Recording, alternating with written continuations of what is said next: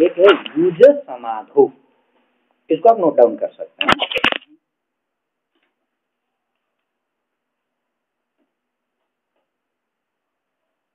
Use समाधो और दूसरा धातु है युजिर योगे।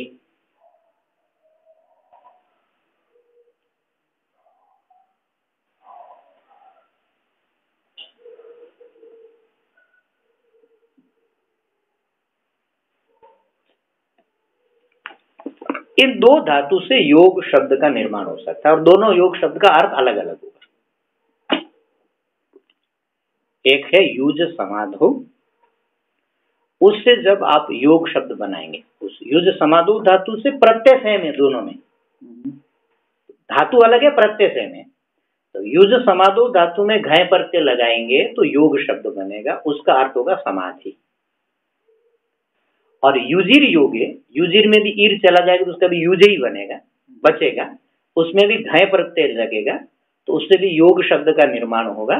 शब्द बाहर से देखने में एक जैसा लगेगा, उसका अर्थ होगा जोड़ना। युजिर योगे से योग शब्द बनाओगे तो जैसा आपने अर्थ बताया जोड़ना, यूनियन। और युज समाधो से जब धातु से योग शब्द बनेगा तो उसका अर्थ होगा समाधि। तो यहाँ पर कौन सा धातु लेना चाहिए, जोड़ने वाला या समाधि वाला? जोड़ने वाला ना, यहाँ पर समाधि वाला। इसका अच्छा दोनों अर्थ यहाँ पर फिट बैठ जाएगा। जीव को परमात्मा से जोड़ने वाले पद्धति का नाम है योग। तो ये जोड़ने में योग शब्द का अर्थ हो गया, जीव को ईश्वर से जोड़ता है, इसलिए इसका नाम पड़ जाएगा योग। परंतु पतंजलि को ये अर्थ यहाँ पर स्वीकार नहीं है। पतंजलि का पूरा एक्सप्लेनेशन इस मीनिंग के ऊपर बेस्ड नहीं है। पतंजलि का टेक्निक है समाधि, इसलिए यहाँ पर सबसे ज्यादा उपयुक्त अर्थ होगा युज समाधो से। तो योग शब्द का अर्थ हो जाएगा समाधि। योग शब्द का अर्थ क्या है? समाधि। ये इस पूरे ग्रंथ का टारगेट है।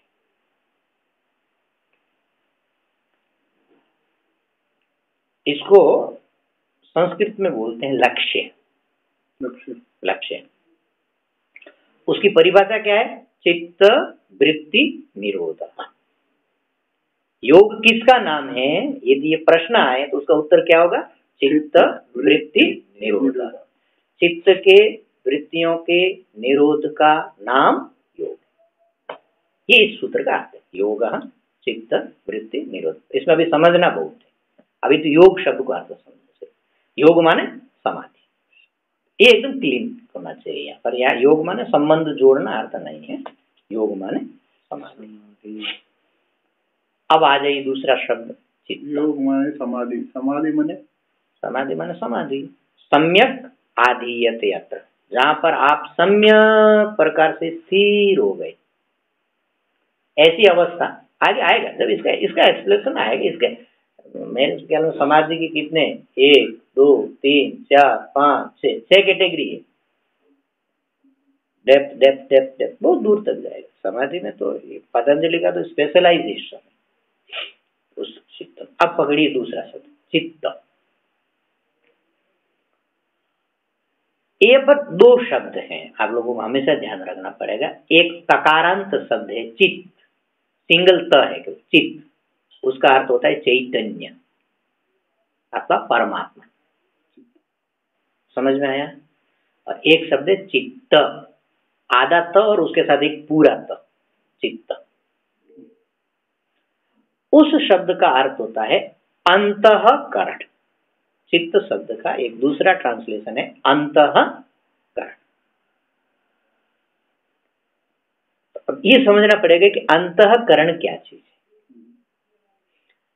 तो ये जो अंत है ये एक प्रकार का डिवाइडेशन है। तो इसका मतलब है कि बाह्य और अंत ये दो विभाग है। तो हमारे पास जो करण है, करण माने इंद्रिय या हमारे ज्ञान के साधन, इसको दूसरे शब्दों में बोलते हैं करण। हमारे पास दो प्रकार के ज्ञान के साधन है, बाह्य और अंदर का। तो अंदर जो काम करते हैं उसको बोलते हैं अंतःकरण, और बाहर जो काम करते हैं उसको बोलते हैं बाह्य करण। तो ज्ञान के लिए बाह्य करण कितने हैं? 5, आंख, नाक, कान, जिह्वा, त्वचा, इसको बोलते हैं बाह्य करण। और जो भीतर में भी ज्ञान कुछ होता है, जैसे मान लीजिए सुख हुआ, आपको पता चलता है कि नहीं, मुझे सुख हुआ, दुख हुआ पता चलता है कि नहीं, पता चलता। किससे पता चलता है? आंख से, नाक से, कान से, किससे पता चलता है? अंदर ही पता चलता है, अंदर ही पता चलता। इसका मतलब बाहर वालों की वहां पर कोई भूमिका नहीं है, वो वहां पर काम नहीं करते हैं। अंदर में पतंजलि ने 3 माना, ऐसे वेदांत में 4 माना जाता है। उसको 3 को अंतःकरण बोलते हैं ये लोग, मन, बुद्धि और अहंकार, इसको बोलते हैं अंतःकरण। मन, बुद्धि, अहंकार, इन तीनों को पतंजलि ने एक परिभाषा दिया, चित्त। योग सूत्र में जहां पर भी चित्त शब्द का प्रयोग करेंगे, उसका मतलब है वहां पर आपको ऑटोमेटिकली 3 चीज समझ में आना चाहिए, मन, बुद्धि और अहंकार। अच्छा, अहंकार शब्द थोड़ा कंफ्यूज्ड है। अहंकार कहने से हम एक समझते हैं ईगो को, घमंड, इसको हिंदी में बोलते हैं घमंड। उस अहंकार का यहाँ कोई लेना देना नहीं है। यहाँ पर जो अहंकार शब्द का प्रयोग किया गया है, ये हमारी एक अनुभूति होती है, मेरा। जैसे मान लीजिए कोई एक चीज आया, ये मोबाइल मेरा है, आपने इसके ऊपर संबंध बनाया, इसका मतलब एक मैं नाम का कोई पदार्थ आपके भीतर बैठा हुआ है, जो इसको पोजेशन, इसके साथ अपना संबंध जोड़ता है। और चित्त अहंकार को मैं और स्पेशली समझाऊंगा, एक जस्ट दोनों को डिस्क्रिमिनेट करने के लिए इसको एक्सप्लेन करूंगा। ये जो हमारे भीतर में एक ऐसी कोई चीज है जो हमेशा ये क्लासिफाइड करती है, मेरा मेरा नहीं, मेरा मेरा नहीं, मेरा मेरा नहीं। कोई भी जब चीज आपके पास में आएगी, ऑटोमेटिकली वो आपके भीतर से नेचुरली एक डिवाइड हो जाएगी, ये मेरी है अथवा मेरी नहीं है। ये जो आपके भीतर एक फैकल्टी काम करती है, ये डिवीजन करने का, उसका नाम है अहंकार। बात समझ में आई? उसको यहाँ पर अहंकार शब्द से कहा जाता है। घमंड, मैं इतना बड़ा हूं, ऐसा कर दूंगा, ऐसा किया, उस अहंकार का यहाँ पर योग सूत्र में गणना नहीं है। उसको भी अहंकारी बोलते हैं, उसको भी अहंकारी बोलते हैं, और इसको भी अहम बोलते हैं, अहंकार भी बोलते हैं। आएगा, इसका एक अपना नेचुरल प्रोसेस आएगा पूरा। चित्त क्लियर हुआ? चित्त माने मन, बुद्धि, अहंकार, इन तीनों का एक सामान्य नाम है चित्त।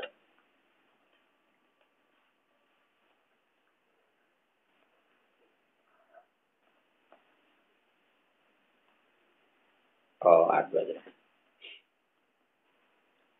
अब स्पेशल वर्ड आ रहा है, इसको समझेंगे तभी योग समझेंगे। वृत्ति, वेदांत में और योग में या स्पिरिचुअल साधना में इस शब्द को बहुत क्लियरिटी के साथ आपको एकदम, जिसको इंग्लिश में बोलते हैं क्रिस्टल क्लियर, इसका मीनिंग आपको एकदम क्रिस्टल क्लियर होना चाहिए। वृत्ति क्या चीज है? देखो, ये एक यूनिट है, इसको मैंने यहां रखा, इसको आप देख रहे हैं कि नहीं देख रहे हैं? आपको दिख रहा है, तो अनुभव आ रहा है, तो समझ में आ रहा है। तो अब देखो, वो चीज वहां पड़ी, आप वहां बैठे, इन दोनों के बीच में कोई संबंध बना, आपका और मोबाइल का कोई संबंध हुआ, इस वस्तु का कोई संबंध हुआ। संबंध के बिना तो इसका ज्ञान आपको हो नहीं। जैसे कोई चीज मान लीजिए रोड पे पड़ी है, उसका अभी आपको ज्ञान नहीं हो रहा है, और जो आपके सामने पड़ी है उसका अभी आपको ज्ञान हो रहा है। आप रोड में चले जाओगे, उस चीज का आपको ज्ञान होगा, इस चीज का आपको ज्ञान नहीं होगा। इसका मतलब क्या हुआ? इसका मतलब ये हुआ कि जिस चीज से आपका संबंध होता है, उस चीज का आपको ज्ञान होता है, जिससे आपका संबंध नहीं बनता उसका आपको ज्ञान नहीं होता। बात समझ में आ गई?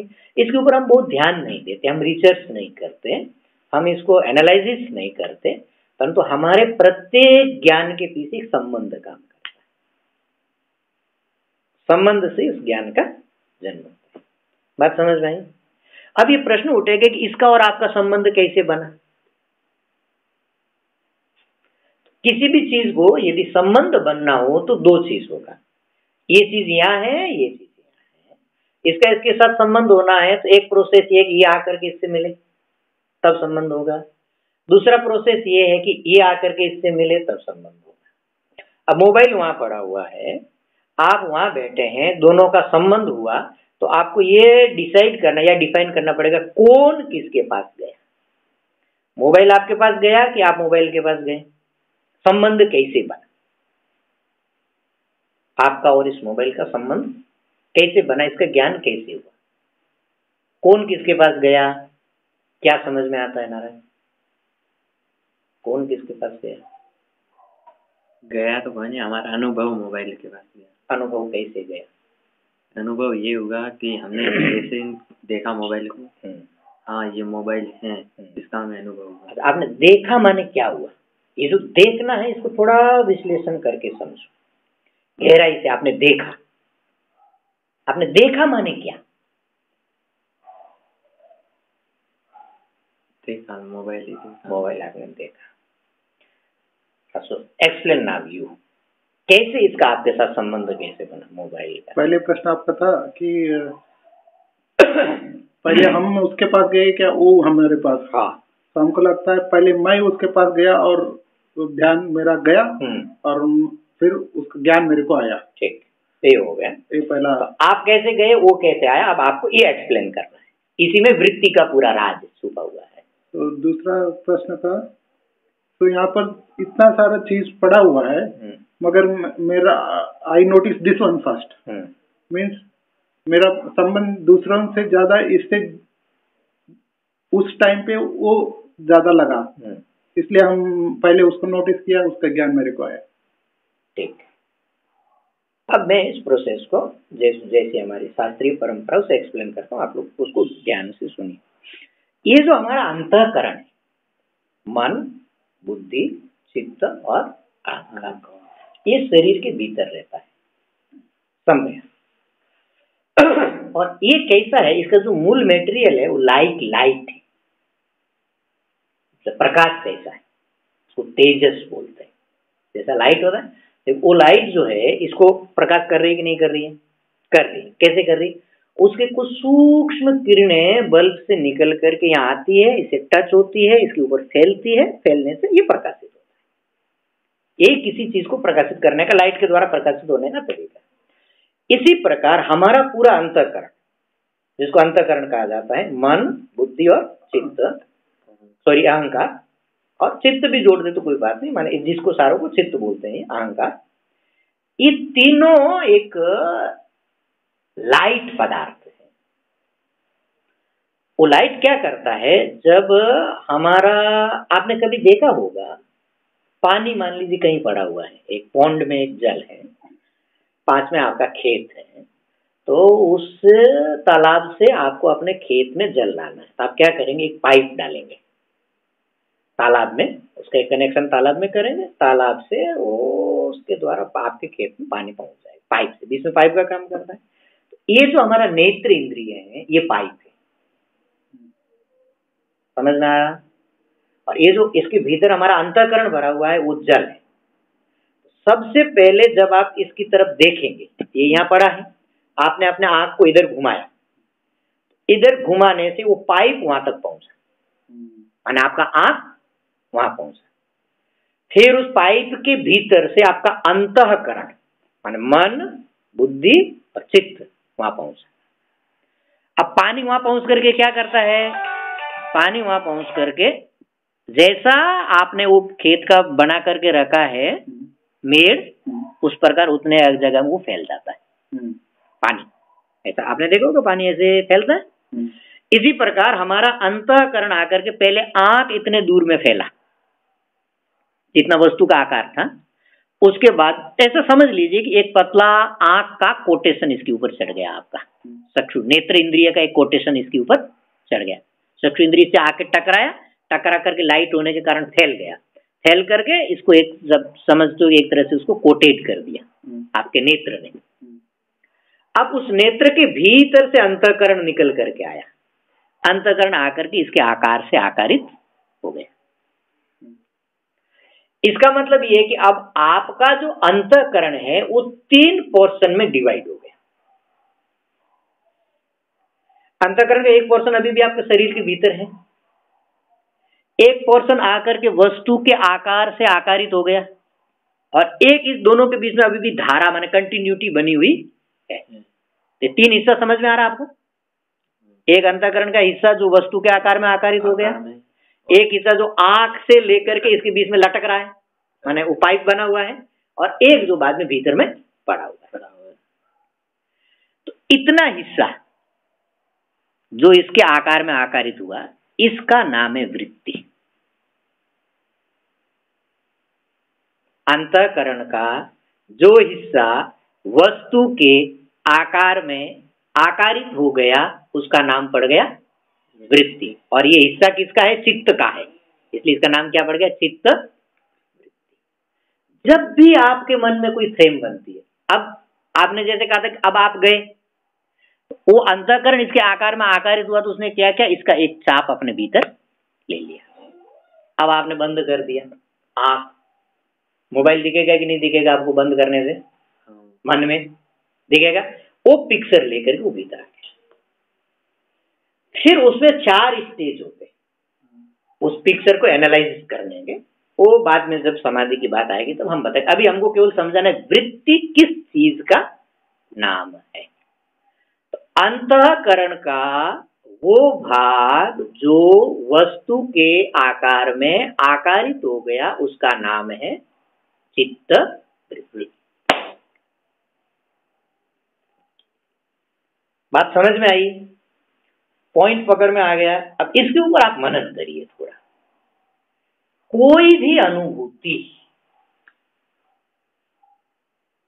ये वृत्ति एक डोर है, दरवाजा है। आपको जो भी एक्सपीरियंस होता है, पॉजिटिव नेगेटिव, अनुकूल प्रतिकूल, सुख दुख, तो ये जो अनुभव करने वाला है जो आत्मा है वो, और अनुभव होने वाला जो पदार्थ, उसके बीच में एक दरवाजा है, उसका नाम है अंतःकरण।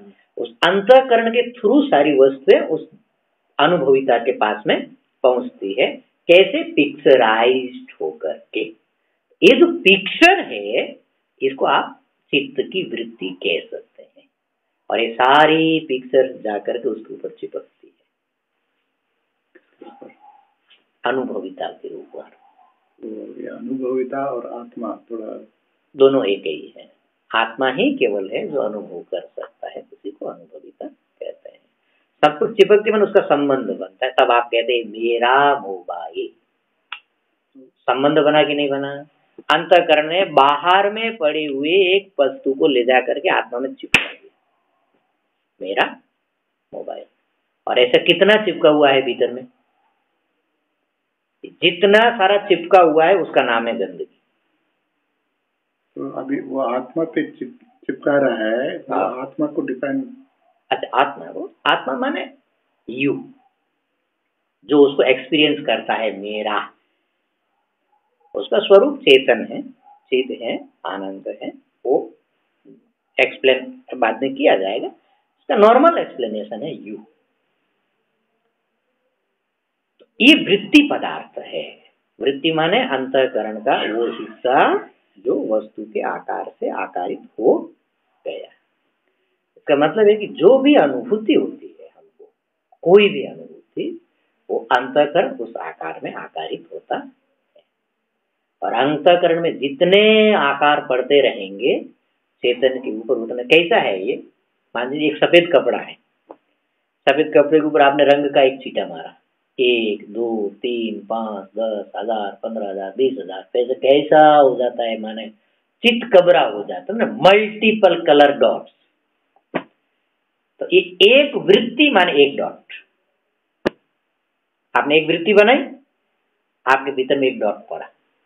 दिन भर ये वृत्तियां बनती है, dots dots dots dots dots dots उस पर पड़ते हैं। इन सब वृत्तियों को आपने निरोध कर दिया, माने स्टॉप, बनना उसको बंद कर दिया, कोई वृत्ति नहीं बन रही।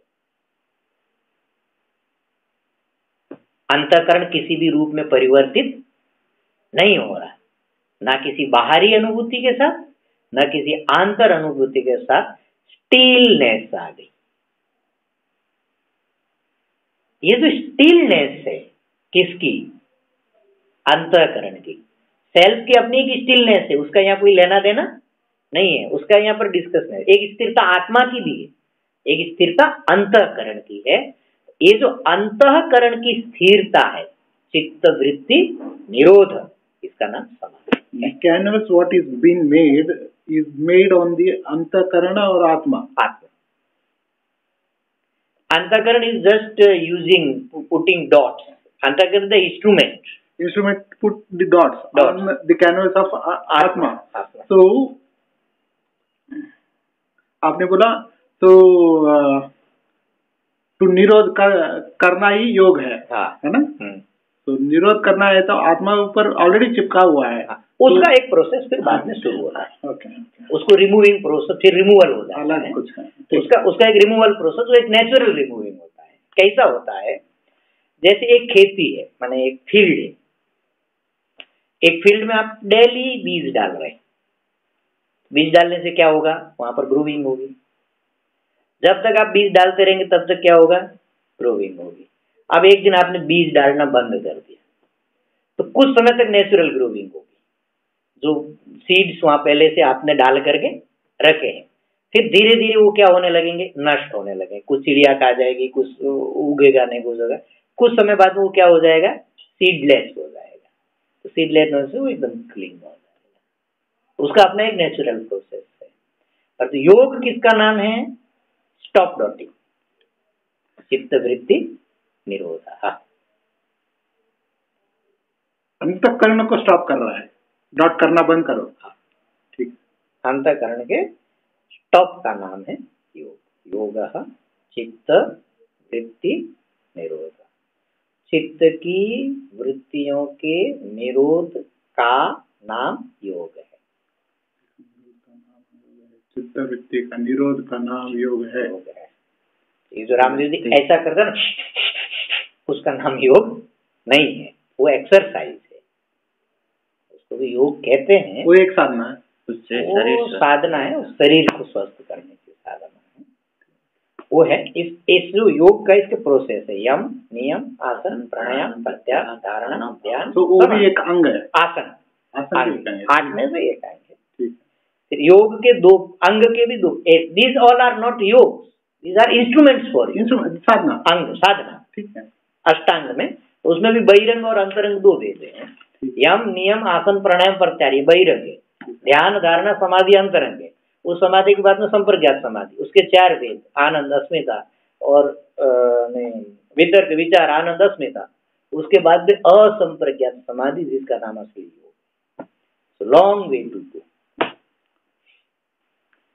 योग चित्त वृत्ति निरोध। यहाँ पर 4 वर्ड है, योग, चित्त, वृत्ति और निरोध। चारों का अर्थ आपको एकदम क्रिस्टल क्लियर होना चाहिए, तभी आपको योग की परिभाषा समझ में आएगी। योग के बारे में कोई बोलेगा तो आपको पता चलेगा बंदा कितना पानी में है। किसको योग कह रहा है।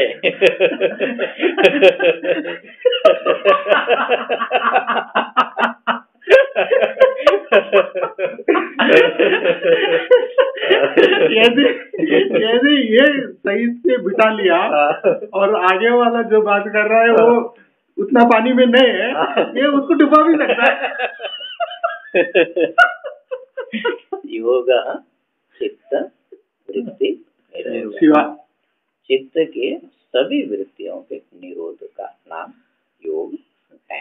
ये इस सूत्र का एक सामान्य अर्थ है, इसमें बहुत सारे मीनिंग्स हैं अभी भी, परंतु एक प्राइमरी स्टेज में मैंने ये पकड़ाने की आपको कोशिश की कि योग माने क्या, what actually Patanjali means by the word of yoga, that is समाधि, एंड एक्सप्लेनेशन ऑफ समाधि इज निरोध ऑफ ऑल चित्त वृत्ति। योगश चित्त वृत्ति निरोध।